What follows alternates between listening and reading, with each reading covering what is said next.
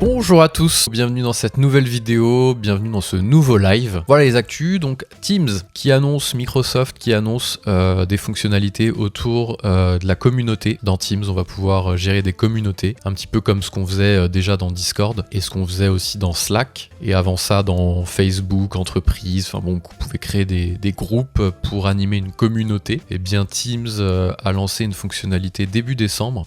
BDM, le blog, en a parlé le 8 décembre sur son blog, donc ça a dû être annoncé le 7 décembre de mémoire. Et ça nous dit quoi? Microsoft Teams vient d'annoncer le lancement des communautés, une nouvelle fonctionnalité qui vous permet de communiquer et collaborer en groupe avec votre entourage privé ou professionnel. Donc une communauté, c'est quoi? C'est le regroupement de personnes autour d'un sujet, donc autour de votre entreprise, autour de votre chaîne YouTube si vous êtes youtubeur, autour de votre chaîne Twitch si vous êtes streamer. Et vous allez regrouper l'ensemble des gens qui vous suivent dans un espace dans lequel ils vont pouvoir discuter. C'est ça une communauté. Microsoft Teams, on le connaissait déjà beaucoup dans le monde de l'entreprise comme un outil de messagerie instantanée. Et on peut désormais l'utiliser pour animer des communautés. Donc vous ne serez pas uniquement avec vos collègues dans Teams, vous serez aussi avec vos clients, avec vos partenaires, avec vos fournisseurs. Donc voilà pour la première actu, Microsoft Teams. La deuxième actu, donc c'est ChatGPT Detector. C'est un petit outil, on va ouvrir l'annonce, qui va permettre de détecter si des textes ont été écrits par l'intelligence artificielle. Voilà, les créateurs de ChatGPT eux-mêmes vont mettre en place une signature cryptographique pour les textes générés.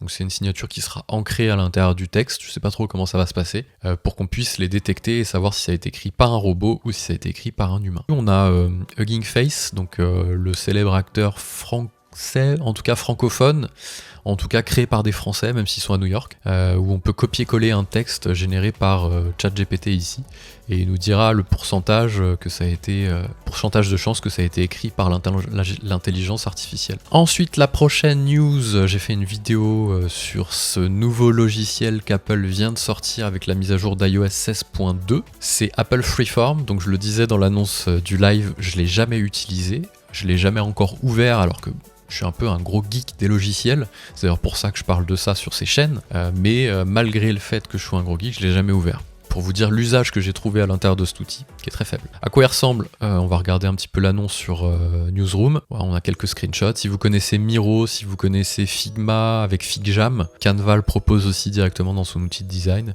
On va pouvoir coller des petites du texte, écrire, voilà, c'est un gros tableau blanc sur lequel on va pouvoir écrire directement pour aider à organiser ses pensées globalement et travailler à plusieurs parce qu'on va pouvoir l'utiliser dans SharePlay. À quoi ça ressemble en vrai? Hop, je vous l'ouvre. J'en avais fait un ici, je crois. Voilà, c'est un petit outil comme ça où vous allez pouvoir mettre du texte, des images en haut ici, voilà, des petits post-it, vous écrivez dedans, etc. etc. Donc c'est assez cool dans l'idée. Le gros problème qu'il y a avec cet outil, c'est que c'est réservé à l'écosystème d'Apple. Donc en gros, il vous faut un device Apple, donc un iPhone, un Mac, un iPad pour pouvoir le faire fonctionner.